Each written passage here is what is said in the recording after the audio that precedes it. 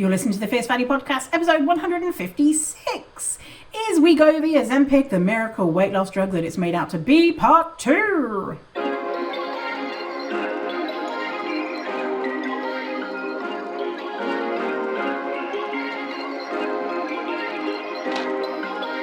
Perfect. Hello, welcome. I am Vinny, pronouns they, them, your host with the most, I don't know what I've got the most of. Sex appeal. So did an episode last episode. If you've not listened to it already, it's a part 1 of this, which is talking about Wegovy. In that episode, we went over what is Wegovy, Ozempic, who are Novo Nordisk, overview of the drugs, and a review of the research. In a nutshell, it doesn't really work, and it works a little bit.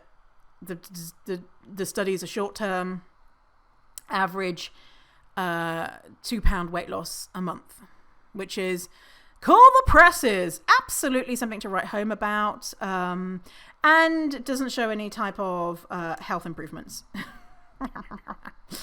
So it's basically Saxenda, Wegovy, Ozempic, whatever name, they're dog shit. So let's look at the way that this has been marketed, the supply issues and celebrities, personal stories, which is always my favorite, the Novo lawsuits and scandals, other new drugs, plus size influencers and TikTok, and so what is the solution? A lot of stuff. So the reason why I'm talking about this is because there has been a lot of marketing of the drug, and you may or may not have seen it, seen influencers taking it, and being like, what the fuck is this? And that is because Novo has spent a shit ton of money, Novo being the manufacturing company, to market this and market it in a very smart way. So just like as a start, Novo has spent the most money of any pharma company lobbying the AMA to make fatness a disease. So, quote from Mikey Mercedes, the AMA's decision to classify people with O-word as diseased is known by weight stigma scholars and fat acceptance advocates to be a major development in fat stigma's long-time presence in the United States and the sciences. As the largest profession, association, and lobby group for physicians and medical students in the US, the AMA's declaration that O-word is a disease provided a win for entities like insurance companies and the O-word Society, who had long reasoned classifying O-word as a disease would do more good than harm. However, as fat acceptance advocates and weight stigma scholars predicted and maintain, this move on the AMA behalf ignored the stigmatizing consequences of medicalizing body size and of endorsing weight loss, which is statistically unlikely and often harmful as a disease, quote, cure. So that's from Wegovy isn't a game changer, but an update. So Novo were in there fucking just absolutely creaming the pants, being like, let's make fatness a disease. Yes, motherfuckers, let's make it a disease. Because if it's a disease, guess what? Countries, governments, insurance companies will pay to fix something that's a disease.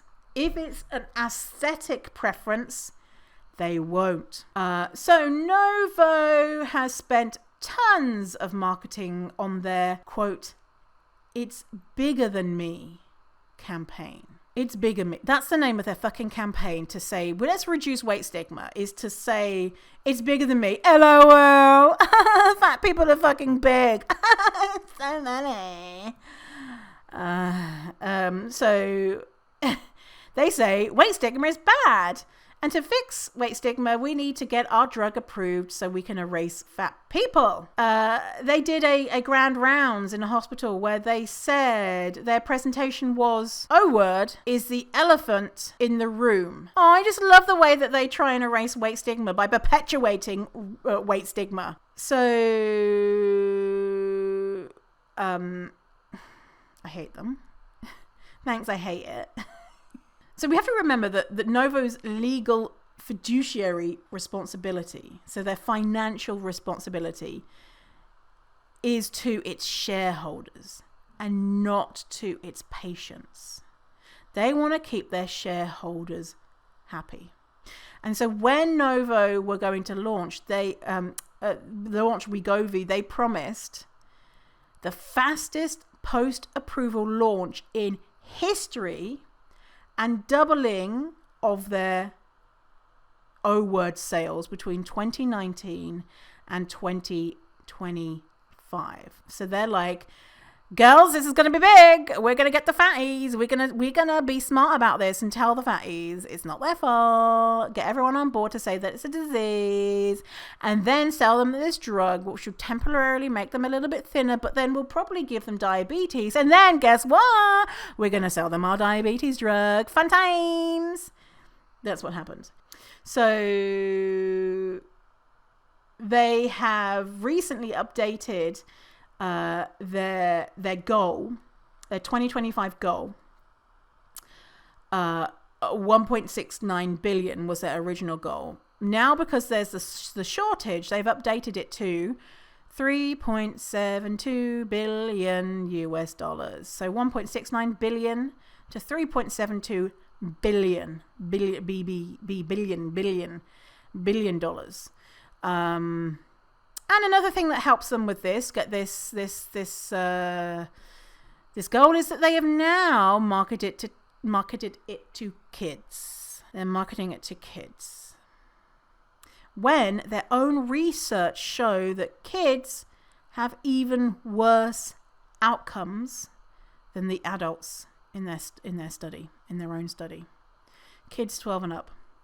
I'm going to do an episode on the American Pediatrics Association. They just recommended that kids go on diets and get bariatric surgery. I think they also recommended drugs, and they've recommended it from the age of 2 up. So chances that Novo was involved in that. I don't know. You tell me. You tell me.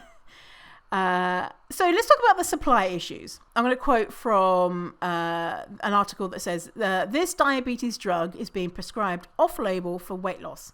Now there's a shortage. And this is from Glamour. So quote, Google searches for Ozempic spiked to an all-time high 1 week after the 2022 Met Gala. Side note, this is me. This is when Kim Kardashian wore the Marilyn Monroe dress, and it was rumored that she used Ozempic, which is the diabetes medication that she got a doctor, presumably, allegedly, to prescribe off-label. Off-label means not for the thing it was intended for, to get her thin temporarily. So it spiked at the 2022 Met Gala. Then searches went even higher the week after Kim shared results from a body scan that showed that she cut her body fat by 7% points in the last year, down to a startling 18%.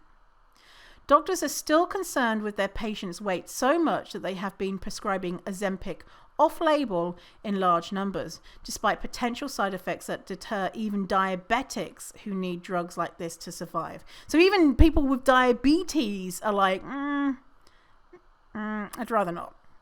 And obviously for a lot of folks, for diabetes, it works great. I help organize a volunteer. So this is continuing. I help organize a volunteer mutual aid network, Mutual Aid Diabetes, that connects diabetics with insulin medication and supplies they need. We've heard from multiple sources that pharmacies are delaying refills for Ozempic prescriptions. Ozempic is already difficult to obtain as there's no generic version, and it's outrageously expensive with a list price of $892 per month, which compares to $20 a month for a generic metformin. And metformin is another weight loss drug, a different class of diabetes treatment drug. But it's prescribed a lot of the time for weight loss. By the way, weight loss that metformin produces is £1 a year. You heard that, £1 a year. So Ozempic being $892 a month, that's because it's half the dosage for Wegovy. Ozempic is the exact same drug. Wegovy is double the dose. And so Wegovy being 1,300 something makes sense because it's double the dosage. I mean, it doesn't make sense because, I mean, it could be probably fucking $12. But, so people who are looking to use Ozempic to lose weight would need to pay double that, right? So that would be $1,800 a month. But then if they get Wegovy, it would be $1,300. But people who have diabetes would pay $892 a month, which is obviously awful. And I see myself doing this. Like, I don't have diabetes, but I have asthma, and my inhaler I have to have 2 a month, and they cost $220 for both, or 100 something each. And I notice I'm like, do I need to really take 2 puffs today?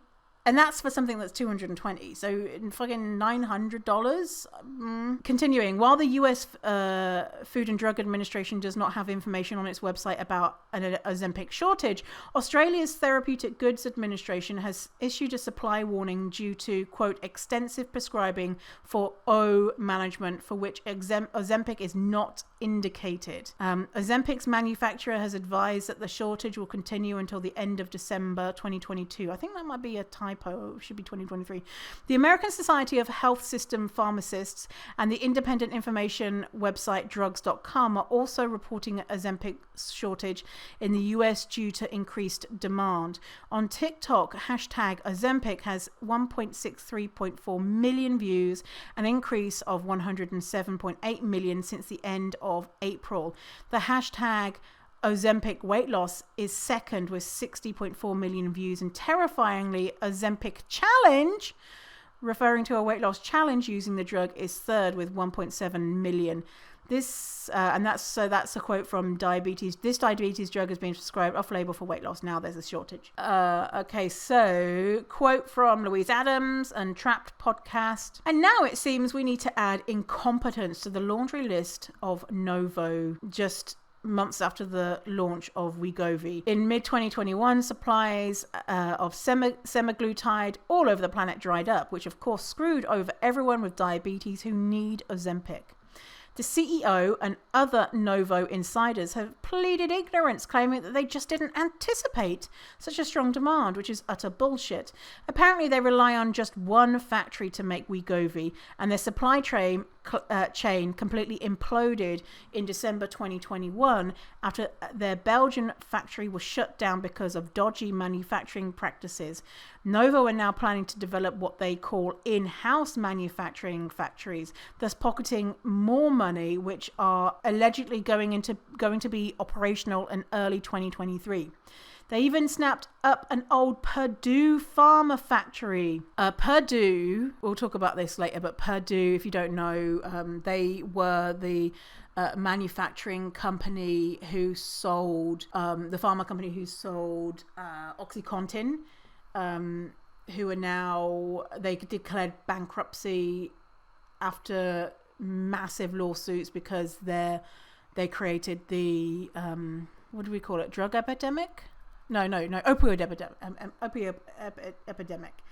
And Louise is saying, here, isn't that poetic? And the reason why Louise is saying, isn't that poetic, is because what got Purdue into a shit ton of trouble is that they lied to doctors, they misinformed doctors with their marketing, they covered up the side effects and the fact that it was incredibly more addictive than what they had told doctors, and so they were telling doctors to prescribe it the same as you would an ibuprofen, but we know it's like it's incredibly addictive, and many people died, and basically they were profits over people, which is most pharmaceutical companies.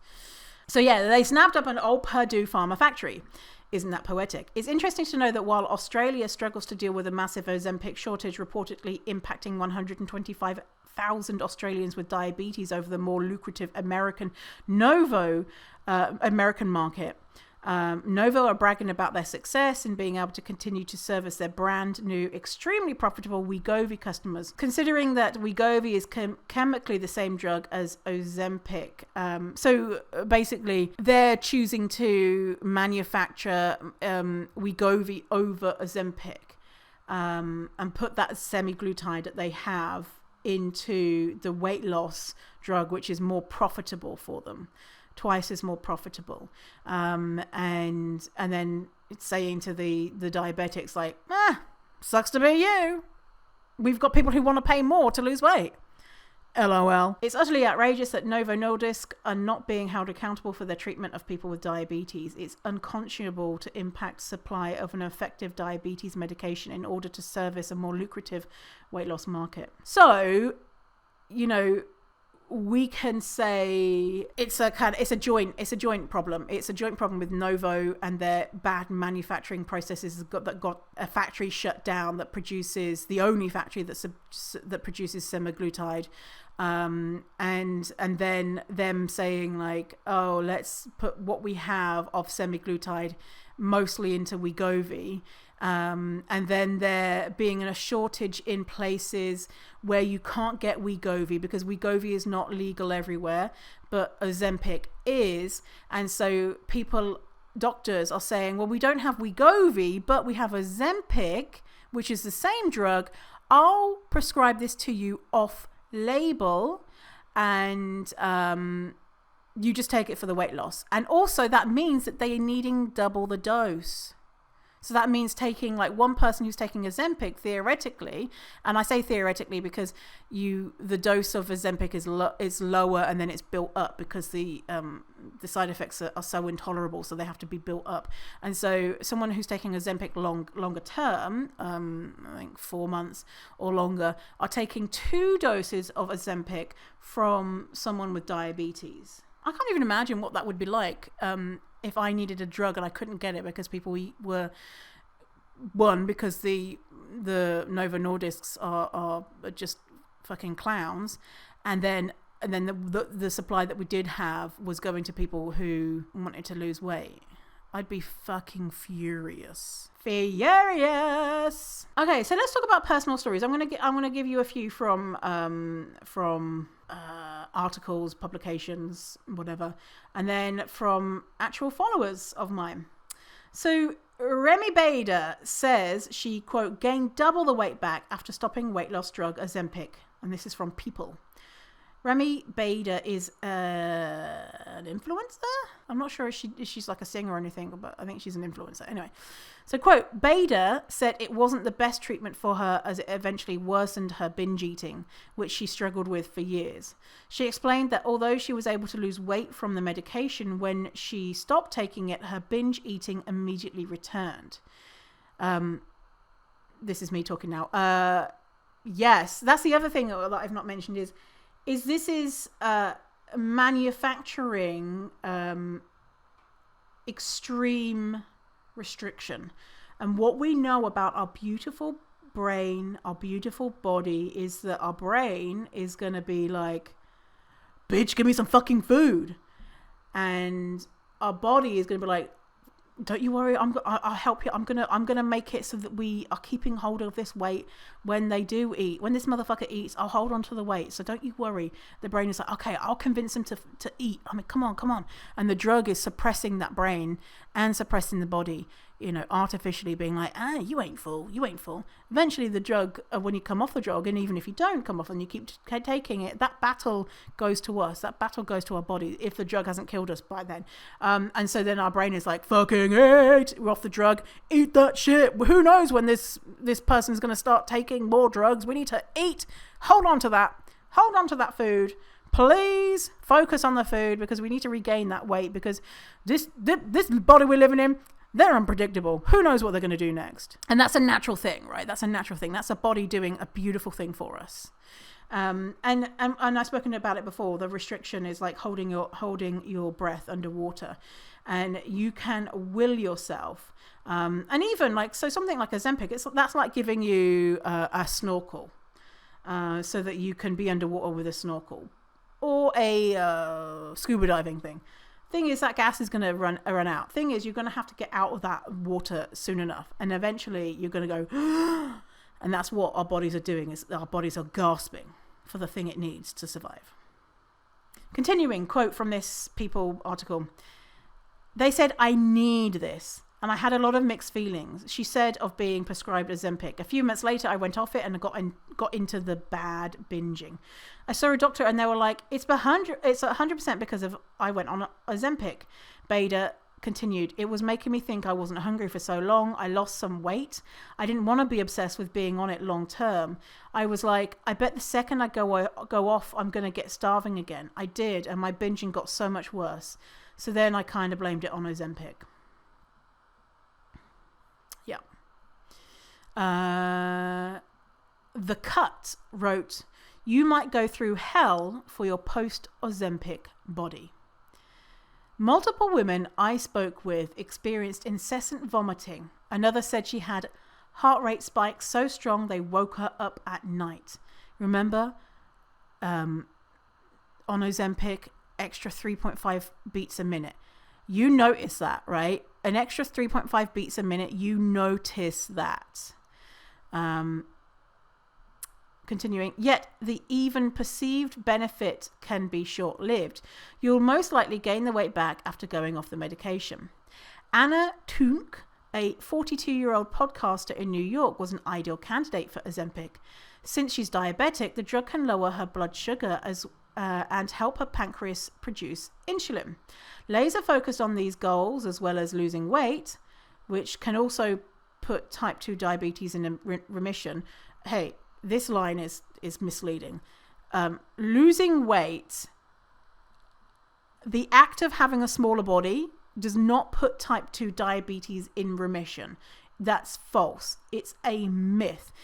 Some people who lose weight will do other things to lose weight, like eat different things or move their body. So moving your body has been shown to be helpful for those with diabetes. But you know what the most helpful thing is taking drugs. And thin people are not told to lose weight to manage their diabetes, because it doesn't work. But fat people, you're fat. Your diabetes is caused your fatness. Again, it's not. It's mostly a genetic condition.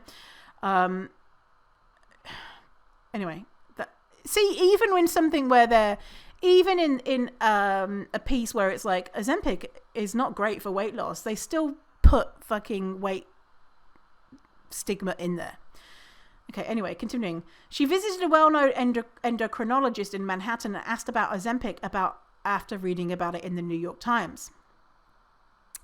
By the way, the New York Times came out with a piece where they framed it as, weight stigma is bad. Why don't we get this drug approved? If we loved fat people, we would make them not fat by making them take Ozempic. And every single person who was quoted in the article, whose payroll was they on? Yes, Novo Nordisk. They were on Novo Nordisk payroll. So basically, this New York Times piece was a free ad for Ozempic, disguised as a genuine piece about weight stigma, and there was no note or disclosure of conflict of interest. Every single person they quoted was paid by Novo. Anyway, continuing. I'm like, ugh. There's so much information I've learned about this stuff during this podcast. I'm just like, ugh. Anyway, he warned me it wouldn't be fun. So even the endocrinologist was like, bitch, this ain't fun. Okay.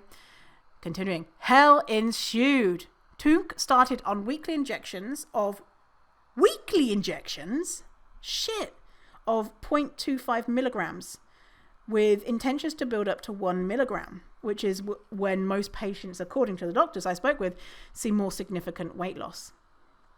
Within a week, quote, I had no energy, constant nausea, and what I call power puking, she told me. A friend of hers described it as the kind of puking so bad you have to look away. Instead of stopping Ozempic, Tunk asked her doctor to go up to 0.50 milligrams. I wanted to keep my eye on the prize, my health, and that post-Ozempic body, she says. Her doctor obliged, and that's when things went, quote, truly haywire. She was so sick all the time that on her 42nd birthday, she only felt comfortable seeing her mum. That night, Tunk vomited again, and her mother told her, you can't live like this. Tunk's doctor was hesitant to prescribe a cocktail of drugs to alleviate her symptoms. I'd share how I was doing, and he'd say, yeah, this class of drugs comes with bad side effects, which I felt like was, well, you've got yourself fat, so yeah, it might suck to be on this drug. As the September trip to Italy approached, Tunk had a breakthrough. I realized that there are worse things than being fat, she says. The worst thing you can be is wanting to barf all the time. She weaned herself off Ozempic and went to Italy without it. I think it takes about 5 weeks for it to get out of your system, and I could feel it leaving my body, she says. My periods have been weird, and as soon as I hit that 5-week mark, I had the monster period of my life. For others, the gastrointestinal side effects weren't even the main issue. Mila Clark, 32, who has latent autoimmune diabetes, LADA diabetes, and runs a well-known blog in the diabetes community, chronicled taking Ozempic for her 30,000 YouTube subscribers last year. She tells me she lost weight quickly, but it actually frightened her how little she wanted to eat. Sometimes I would drink a glass of water and I would be full for the entire day. Let me read that again. Sometimes I would drink a glass of water and I would be full for the entire day. What does that sound like? Atypical anorexia. That famous quote from, who is it? Lisa DeBrule. Are we prescribing for fat people what we diagnose as eating disorders in thin people? She got over, no, it wasn't either of those. Who was it that said that quote? Oh, it's going to escape me. Anyway, someone amazing. She got over other side effects like nausea and acid reflux in a month, but within a week of starting the drug, she kept getting the same Apple Watch notification telling her that her heart rate was high. She says she brought it up with a doctor who initially said it was probably anxiety because he thought heart palpitations weren't a documented side effect of Ozempic. And they didn't say in here. A couple of months later, she quit the medication. I could feel my heart beating out of my chest, she said. It was hard to breathe. I was woken up in the middle of the night from these heart palpitations, and I could just not take it anymore. Afterwards, she heard from other people experiencing these symptoms too. I'm grateful I made that choice and that my doctor supported that choice because my mum recently passed away from a heart attack. Clark says, Jesus. Did the doctor didn't even know about the freaking increased heart rate, and so then he wouldn't have known to say, hey, has your mum died recently from a heart attack? Oh, she has. Maybe don't take this. So there's groups. There's this one article I read. I don't know if I'm going to quote it, but this one article I read was saying that there's groups, Facebook groups for Ozempic. Or GLP-1s for weight loss, to people to share their experiences. One of the groups, the first rule is you are not allowed to share negative side effects because we are so inundated with people posting about negative side effects that all this group would be people posting about negative side effects, and we want to keep it positive. That's in the, like, you have to agree that to the group rules. If that ain't a fucking red flag, the number one thing, they said, what is it, like multiple posts in a day, people complaining about the side effects. Well, hello. I mean, wow. Okay, so there's this other article. People are buying raw chemicals to concoct DIY Ozempic at home. This is from Jezebel. Love this product, reads a review for the hormone semaglutide on the website for Accelerate Labs. It works well for what it is, reads another on You New Life, a company that claims it on its, quote, about page that it, quote, makes no claims to the efficacy of any treatment, procedures or supplements, and advises its products are, quote, not for human consumption. Of course, that's exactly what these reviewers are doing, consuming mixed at home semaglutide, the working ingredient in fad weight loss drugs Ozempic and Wegovy. Ozempic and Wegovy have skyrocketed in popularity over the past year. Celebrities like Kim Kardashian and Mindy Kaling have been rumored to use the type 2 diabetes drug to slim down, even hosting parties like the Botox balls of yore. Elon Musk even admitted to using Ozempic, tweeting that it, quote, appears to be effective in appetite control with minor side effects. So why are folks buying raw semaglutide? Well, without insurance, Ozempic costs around $967 for a 4 milligram pen, whereas Accelerate Labs is selling 5 milligrams of semaglutide for $180. People desperate for this miracle pound-shedding peptide are hungry, pun intended, for that kind of deal. So hungry that they're willing to overlook the real dangers of DIY medicine. Please don't do that. If you're listening, please, I should have not mentioned the names of the places you can get that from. The drugs Wegovy and Ozempic contain semaglutide, but they also contain other things. And it's mixed together in a dose, right? These people they're mixing it at home, and that is so unsafe. And the drug's unsafe already. You don't need to add to that. Really, please don't do that. So I surveyed my Instagram audience to see, where you're at, what's going on, what do you think? So the first question is that have you heard of Ozempic, Wegovy, semaglutide before? And then I asked also, did you hear it from someone who is anti-fat? So someone who is anti-fat could be your doctor prescribing it. It could be an influencer that's using it, or it could be, a news ad. Or did you hear it from a pro-fat source? So a pro-fat source could be someone like me, a fat activist, someone pointing out the dangers of the drug. And so, have you heard of this drug? Yes, from an anti-fat source, 42%, and that's 71 votes. Yes, from a pro-fat source, 43 votes and 25%. Yes, I don't know the source, 15% and 25 votes. And not heard of it, 31 votes at 18%. So 82% of people have heard about this drug who follow me. Next question. Are you taking Wegovy or Ozempic? No, 91%, 157 votes. Yes, 3 votes. That's 2%. No, but a different drug for weight loss. 2% and 3 votes. And actually, I messaged those people and I said, oh, what drug was it? And then one person said, I accidentally pressed that button. So less. And it was metformin. And finally, 5% yes, but for diabetes, 9 votes. So most people aren't taking it. 3 people were out of 160-ish votes. Did your doctor, next question, tell you all the warnings, including the box warning for thyroid cancer? Yes, told me all the warnings, 4 votes. Told me some, 4 votes.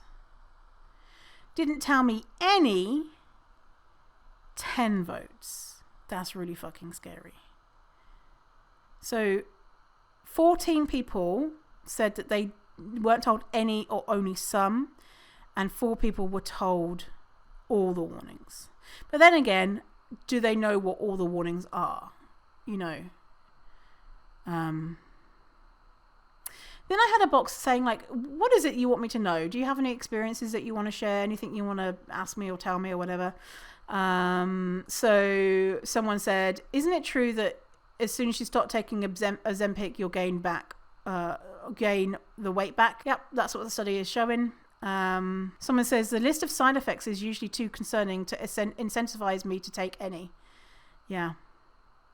Someone says Saxenda has a high risk if you have pancreatic cancer in your family, and that's not known enough. Someone else says, I was told when I recommended a GLP, so GLP, that's the thing in all of them, diabetes and weight loss.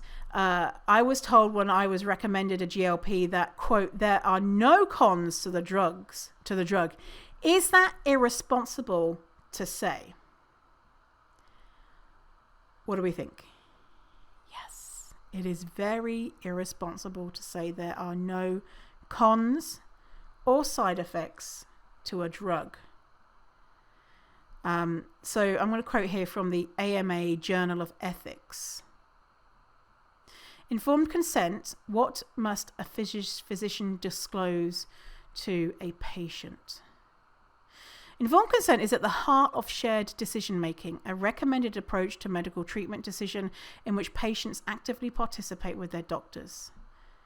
Patients must have adequate information if they are able to play a significant role in making decisions that reflect their own values and preferences, and physicians play a key role as educators in this process. And so they talk about here like the legalities of it, and they talk about here like the inception of this, and the story about how this man was given surgery and then there was a 1% risk of paralysis, and he got paralysis and the doctor hadn't told him, and the patient sued, and then these kind of these outline key pieces to say like what doctors need to do in the future so that patients have are able to give informed consent. So the court held that instead of adhering to the community disclosure standard, physicians are now required to disclose information if it is reasonable to do so. Essentially, to establish true informed consent, a physician is now required to disclose all risks that might affect a patient's treatment decisions. So basically, if you were to take a drug and you weren't told about the side effects, and then you had the side effects, that is something that you could sue the doctor for.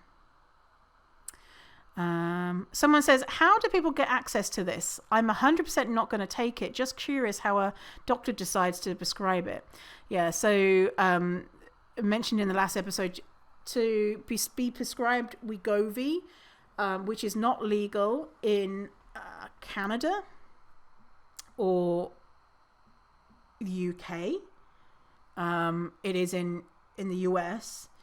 So first is live in America, and then you have to have a BMI of minimum 27 plus another comorbidity. So basically you have to have a condition that's related to fatness, which is absolutely bullshit, or have a BMI of 30 and have no conditions, and then it would be prescribed. If you're in other countries, doctors are prescribing Ozempic, which is the diabetes drug, off label, and theoretically there would be no, they could just do whatever, right?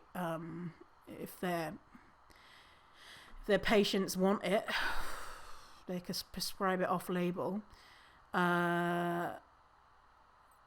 So when you're seeing people on social media holding up the Wegovy thing, it's likely that they're in America, right? Okay, continuing. The egg burps. They didn't warn me of the side of any side effects except possible stomach discomfort. I was given it as a treatment for PCOS a year ago. I did feel less hungry, but I couldn't deal with the egg burps. So I read that out of order.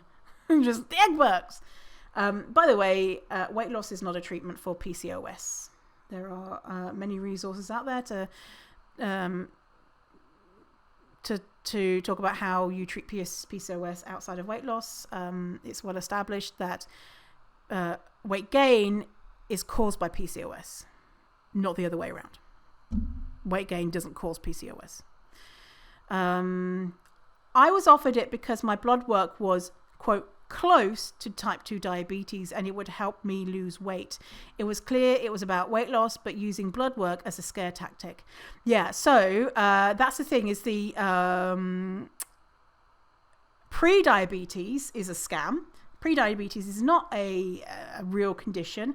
Pre-diabetes is when someone has normal blood work, their blood looks good, and 3% of people who have pre-diabetes go on to have type 2 diabetes.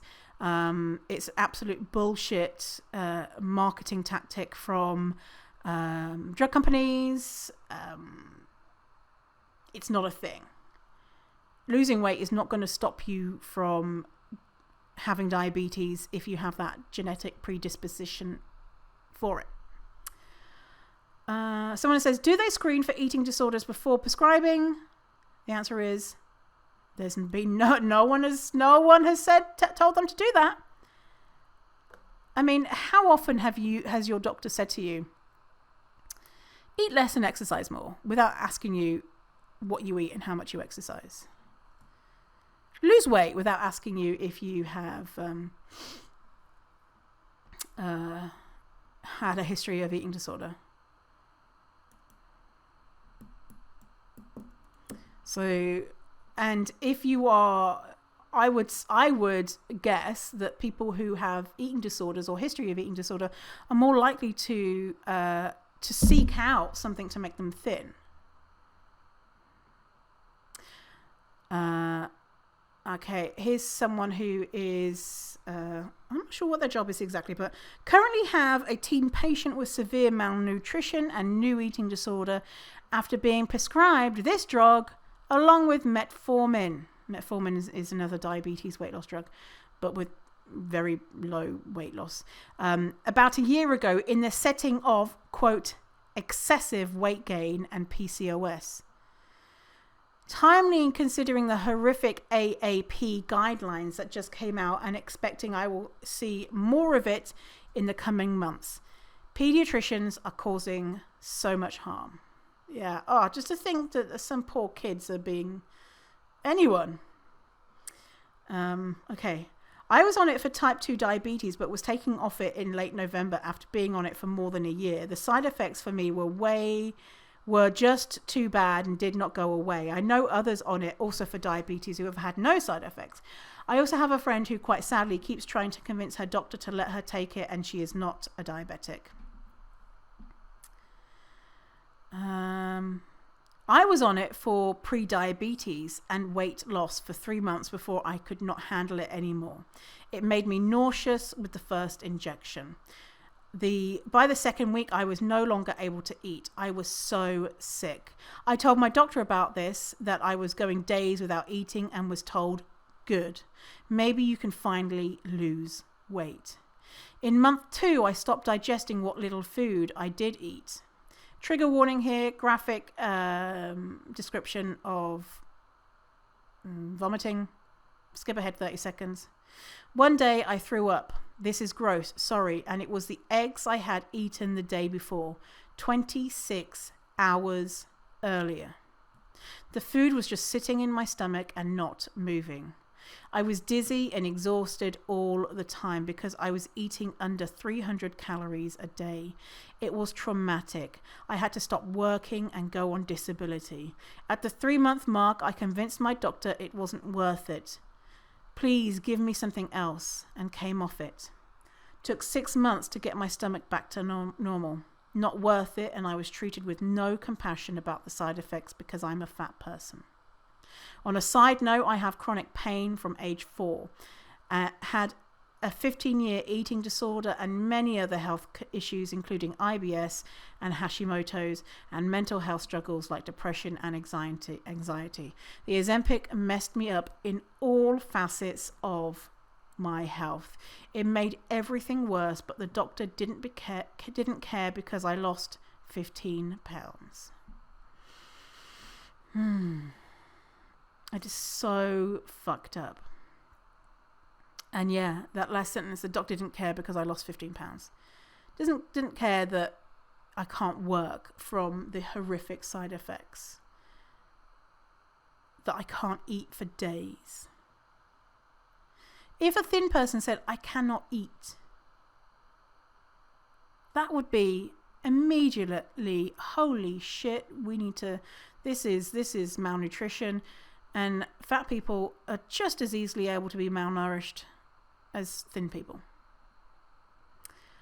Hard to say, this is another one.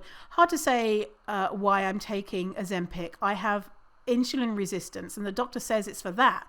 But it sure as hell feels weight loss is wanted, because that is how efficiency is being measured before blood draws. I don't feel trust, even though my doctor does the most possible for not doing a weight-centered treatment, but doesn't feel right. Yeah. Yeah, because what's weight got to do with it? Another story, my mother was prescribed Saxenda after a truly terrible doctor visit full of fat shaming. My mum is the same size as me, someone who's a mid-fat. Her doctor, who she had been seeing for 20 years, recently went on an anti-fat rampage and talked to my mother and sister in really abusive ways, and insisted my mother go on Saxenda for weight loss. My mum swears she wanted it too because she's just internalized so much anti-fat bias over her life.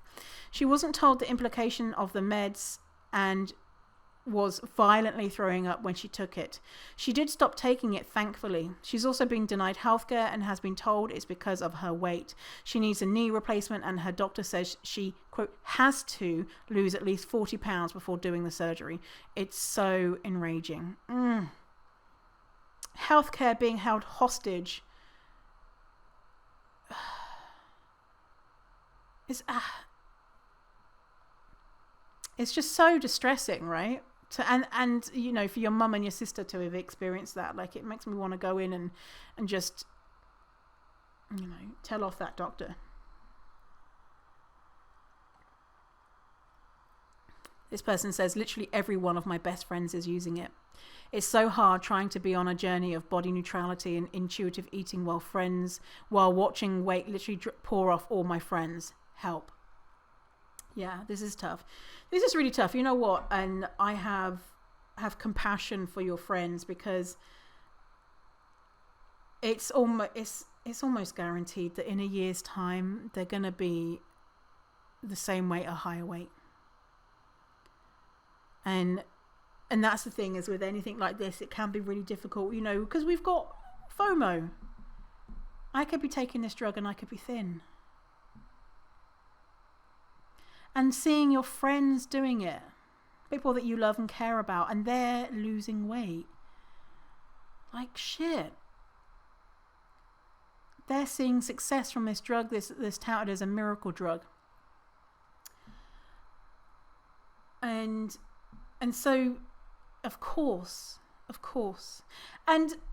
And so what I say to a lot of folks is, no matter what it is, if someone's going on a diet, they're having stomach amputation surgery, stomach squeezing surgery, whatever, they're taking pills, is see if you can wait it out and just see what happens. Because what studies show, what years and years of experience and seeing what happens with this stuff is, it's not going to probably work out for them. And so that's really tough for them. And it's hard for you to see them go through that. And also that hope of maybe you should do that thing. And their hope of, I finally got a thing that's going to help me. It's really tough. And especially to see, you know, people on freaking TikTok and Instagram being like, I'm taking this thing for my health. And now we know, now you've listened to these episodes, we know that it's not going to make us thinner long term, and it's not going to improve our health.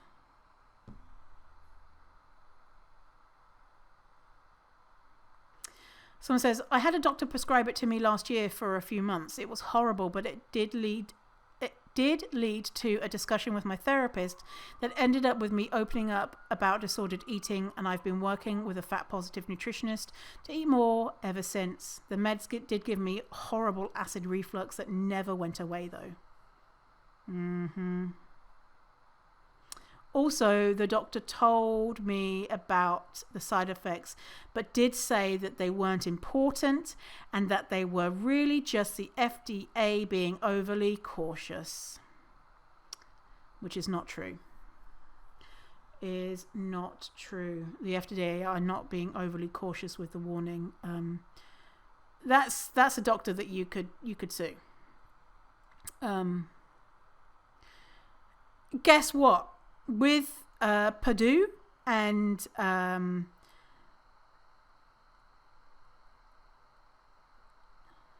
OxyContin, that is the exact message that they gave to doctors, that the FDA is being overly cautious. Purdue was, even before the drug was recalled, was forced to give a huge settlement, but also forced to write letters to doctors saying they are really addictive.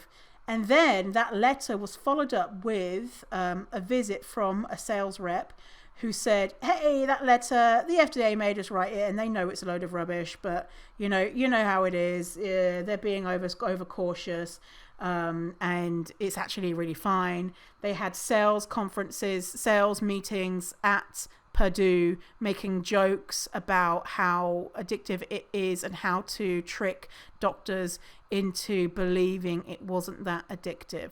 And so what are the chances that this company, who is inside a gangbusters, absolutely bananas revenue stream from this drug, is gonna tell doctors the FDA is being overly cautious? What are the chances? I'd say pretty good. This person says, I went to my doctor with disordered eating concerns and was told Ozempic was a great drug for weight loss. Because that's exactly what you need when you have disordered eating, is something that's going to give you more disordered eating. And that I should consider it since my weight was clearly bothering me. I said, no, thank you. And I heard it had bad side effects. And she said, most people agree the nausea is no big deal. I still declined. Absolutely outrageous. Outrageous. Oh, I'm so mad about it. All of these stories are just... I keep thinking about, I have IBS, and I have to go and probably get another, camera up the bum. And the last time I saw the gastroenterologist, she was like, who knows what you've got, but you should lose weight, because that's gonna make you not have IBS. LOL. At that time, I wasn't, I didn't know any of this stuff, and so I was just kind of like, and so that's something that's been coming up, and I've just been thinking about it so much because I'm going back to the same person about her bringing up Ozempic or something. And I've been having conversations with her in my mind of me being like so angry and just being like, okay, so have you asked me if I have a history of disordered eating? Have you asked me if this is something that is safe for me? Have you asked me if I have a history of thyroid cancer in my family? Have you asked? Like, no. Have you got any evidence-based way for me to lose weight? No. So why the fuck are you telling me this unethical, non-evidence-based thing, like recommending this thing? That is fucked up. So Novo, they've had many lawsuits and scandals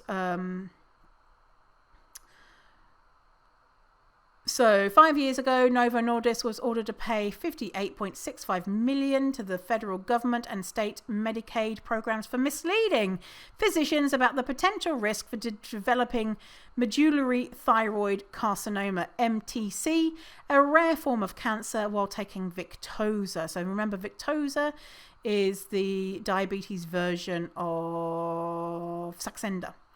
7 whistleblowers came forward alleging that some Novo Nordisk sales representative downplayed the significance of the FDA's requirement for disclosure, saying it was unimportant or in error. According to the government's complaint, Novo Nordisk actually provided sales teams with training specifically intended for them to learn how to assuage any concerns about the FDA's disclosure requirement during conversations with physicians. Following the training, sales representatives used tactics like claiming physicians should not be concerned about MTC because it's easy to treat if a patient does get it. That year, Victoza prescriptions generated more than $1 billion in sales. So $1 billion in sales, and their penalty was $58.6 million. It makes financial sense for them to lie and to mislead. This is a quote from Drug Watch.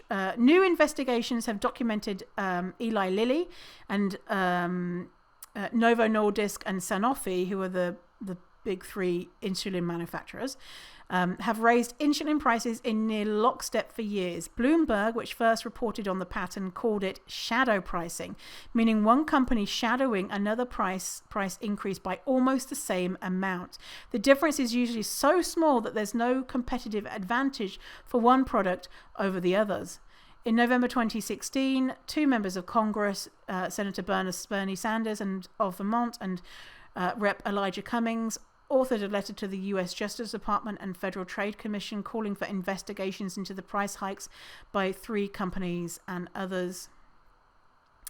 The 3 companies were named among the defendants in a 69-count class action lawsuit in a New Jersey federal court. The suit claimed the manufacturers colluded with pharmacy benefit managers to fix insulin prices and violated federal antitrust laws. The 3 BBMs named in the suit, CVS Health, Express Scripts, and Optum Rx, control 80% of the industry, overseeing prescription coverage for 180 million Americans. Novo Nordisk, just 2 months later, in May 2017, Eli Lilly raised the price of their insulin drug by 7.8%.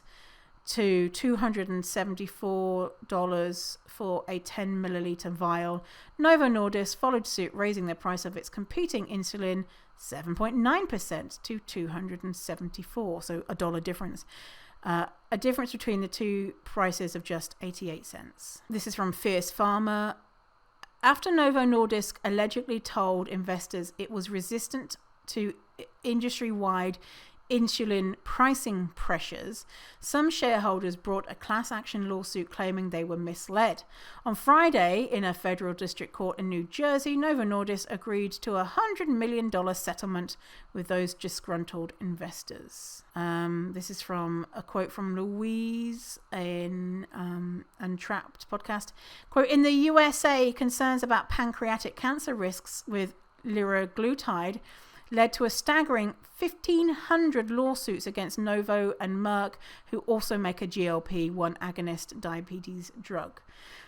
Novo have also pissed off the US government. In September 2022. They coughed up $6.3 million American dollars to settle another lawsuit, which was brought by the Department of Justice, which accused them of violating US law by selling injection needles to the government that it had manufactured in countries that were not designated.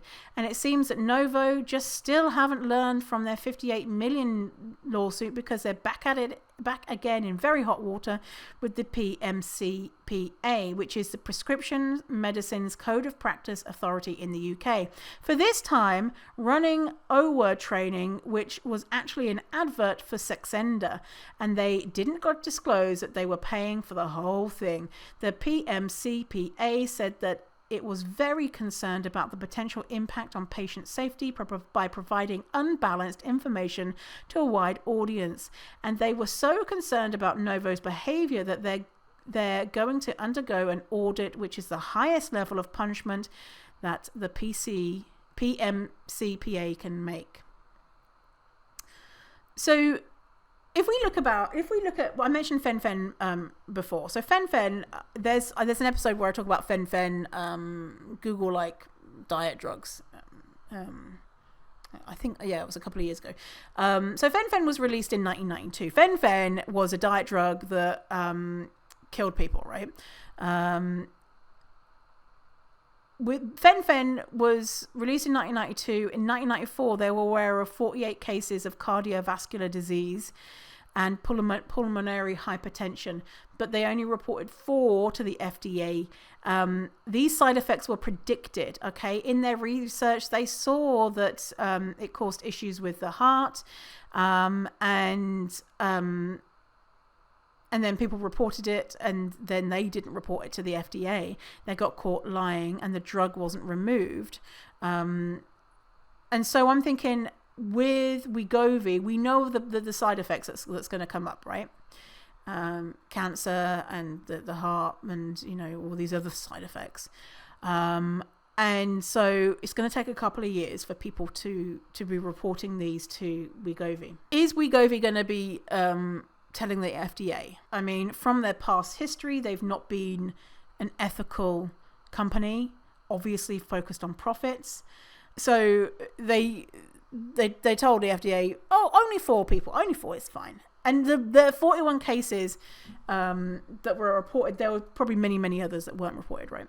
So they continued selling the drug. In 1997, a study showed that people were having heart problems, and the combination drug was recalled, and there was a $4.75 billion settlement in 2000. So the drug was on the market for 5 years, and there's an estimate that 342 million prescriptions were filled in that time. And so we know that they made way more profits than 4.75 billion. And so the settlement is, it's worth it for them. And the way that Wegovy is marketed is right out of the Purdue Pharma playbook. If you want to learn more about Purdue Pharma, watch Dope Sick on Disney Plus. Such a good series, devastating, absolutely outrageous. So let's summarize all of this, and then we'll talk quickly about some other things, some other drugs and whatnot. So Ozempic, Wegovy, semaglutide, alongside dieting and exercise, will make you lose weight, just like any diet will. And just over a year, it's about 2 pounds a month. So their average weight loss for 68 weeks, 56 to 68 weeks, was 18 to 33 pounds. That's the Saxenda study as well. Just like all other diets out there, it begins to fail at approximately for a year for those who continue to take it.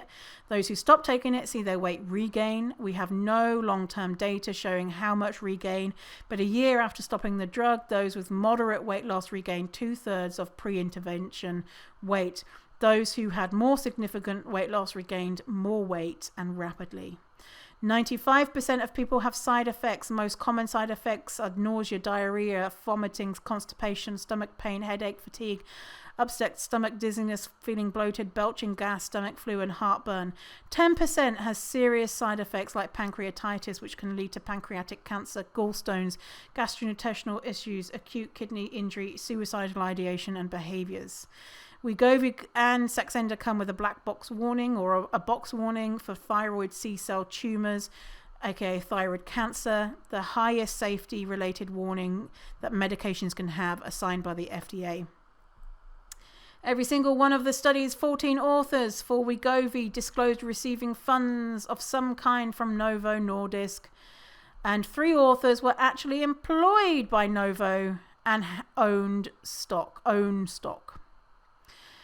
It has not been approved to be covered by insurance. So from the Canada Agency for Drug and Technologies in Health, quote, even though results from 4 clinical trials showed that patients treated with Wegovy for 68 weeks, so the 4 clinical trials were wrapped up into one paper, by the way, lost more weight compared to those who received a placebo, there was no evidence to show this weight loss translates to improvements in weight-related comorbidities, example, cardiovascular complications, osteoarthritis, and sleep apnea, because they were not studied. Although results showed improvements in health-related quality of life, why would someone have improvements in health-related quality of life if they have a lower weight? I wonder, could it be weight stigma? The minimally important difference was not met, and so they're saying the improvements were so low, and it remains unknown if the differences were clinically meaningful. Appetite suppressants can disrupt our relationship with hunger signals, which can lead to eating disorders. That's not a quote from the Canada thing, but that's just me talking. Also, it's an experimental drug and patients are not able to give informed consent. They are not ethical, evidence-based medications. Long story short, don't bother.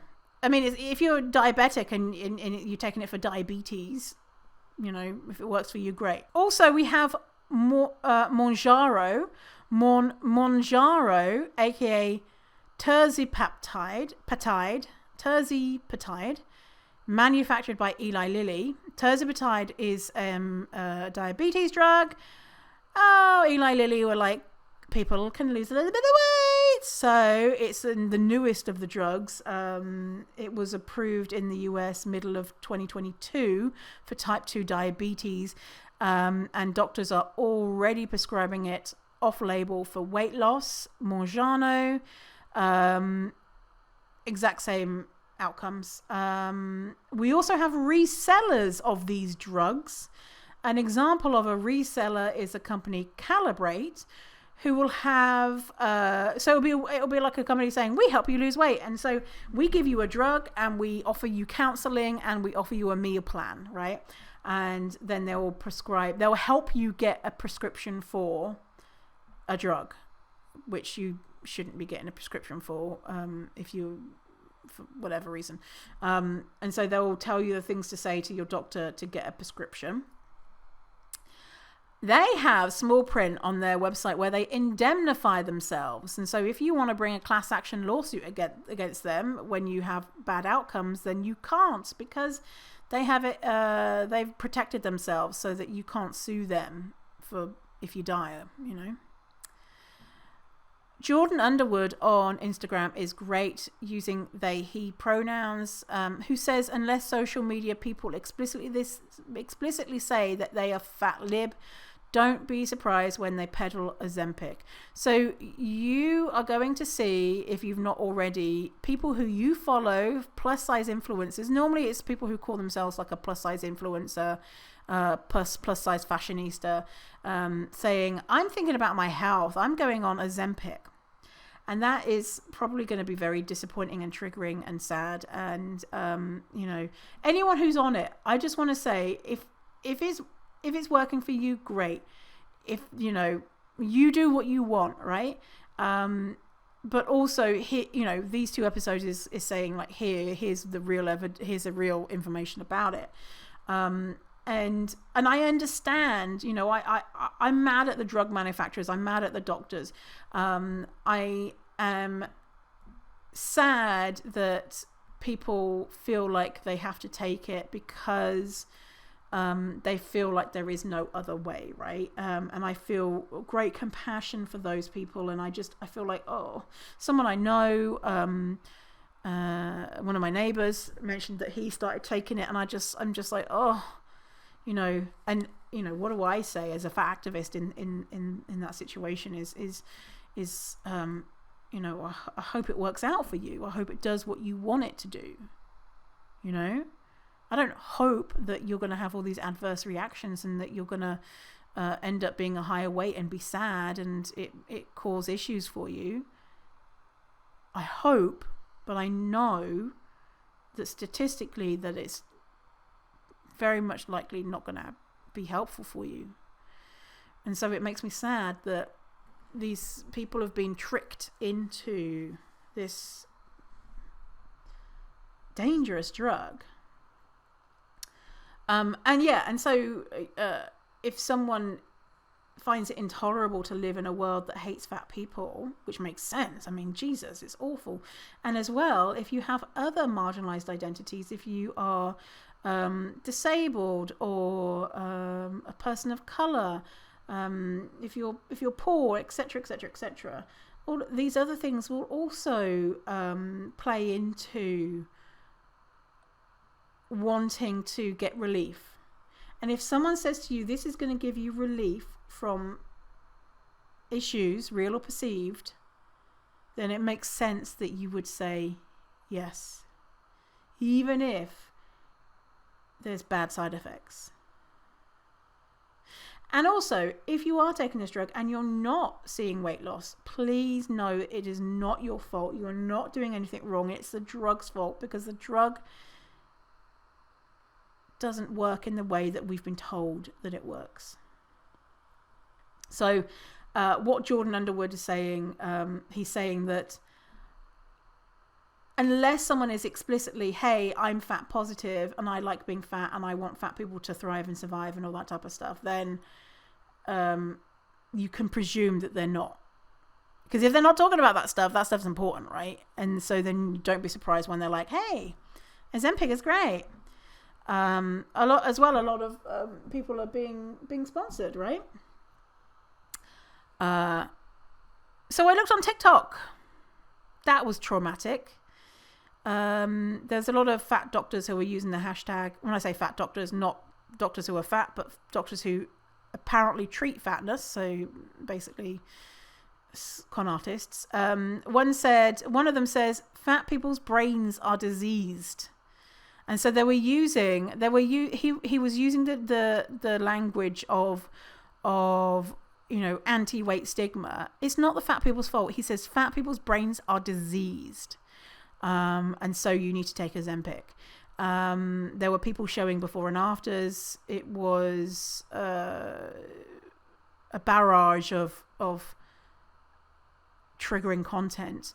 One doctor who specializes in fatness responded to a reel where a fat person says she gained double the weight back, and then so she says this person is doing an interview saying I gained double the weight back, and then the doctor comes on screen and says, wow, what does the study show? And then she shows a study where it shows people are gaining weight, and then she shows a follow-up study where it shows that people gain to weight, and she says it doesn't say that they gain weight. And I'm like, what? What? So then, literally showing like graphs and stuff and then just trying to trick you. And so then you're like, oh, it's a doctor who showed me a graph. They're hoping that you don't see that the graph behind is in the shape of a tick. So you don't see. And she was like, well, I mean, if you come off it, of course you're going to lose weight.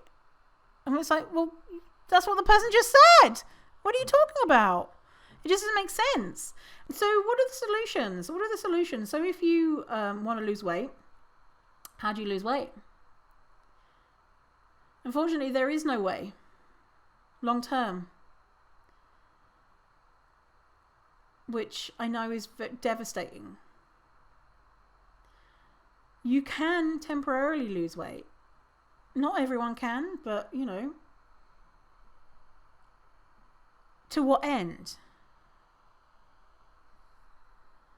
But the thing is, though, people are like, what, temporarily lose weight? I've got a wedding coming up. I want to be thin for my wedding. Weight cycling is so harmful for you. It really is. And, some people value thinness so much that they'll take that. They'll take the harms of weight cycling. But please don't be sad when you are not thin or thinner forever. And then actually become bigger because of it. So then people will say, well, shit, does that mean that then I'm going to be unhealthy forever? Well, health at every size has shown us that if you engage in health promoting behaviors, one health promoting behavior, for example, not smoking. People who are fat and don't smoke have pretty much the exact same outcomes and life expectancy of those who are thin and smoke. Or if you engage in other health promoting activities, basically any risk from fatness is disappeared. And when we say risk from fatness, it's most likely the bias that you're experiencing. It's most likely the weight cycling, and it's most likely the subpar healthcare that shows that the fat folks have higher risk in certain areas, not the fatness on someone's body. So we can improve our health sometimes, not always, because most of health is not in our control. But if you want to improve your strength, your flexibility, your stamina, etc., you can do that through physiotherapy or yoga or strength training, or etc., etc., etc. The same thing as what a thin person would do. And yeah, it might be more difficult in a bigger body, but there is no way to make your body long term a smaller body. And that might be something that you just have to learn to live with. When it's, sometimes people can't accept that, and they say, well, I really want it, and I know you really want it, and so it might be that you need to go and take a drug. It might be that you need to go and have surgery to really convince yourself that it's not possible for you. And maybe you might be the percent. You might be the percent that it all works out for, and everything is good for you. And if that's the case, then that's great for you. But the chances are that you're going to be in the 95+% where it doesn't work out like that. And I don't want you to blame yourself.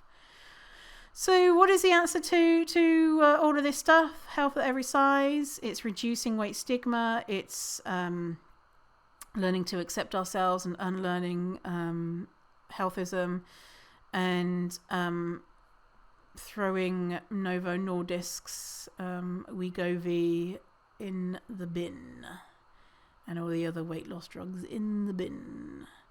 Yeah. So I'm gonna leave it here. My goodness, we've gone long on this show as well.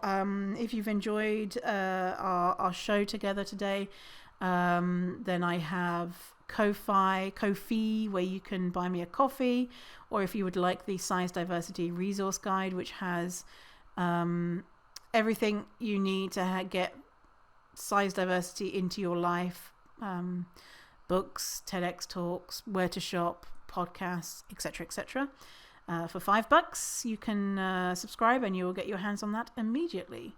So yeah, thanks for hanging out with me today. I really appreciate you being here, and I hope you have a wonderful rest of your day. Goodbye.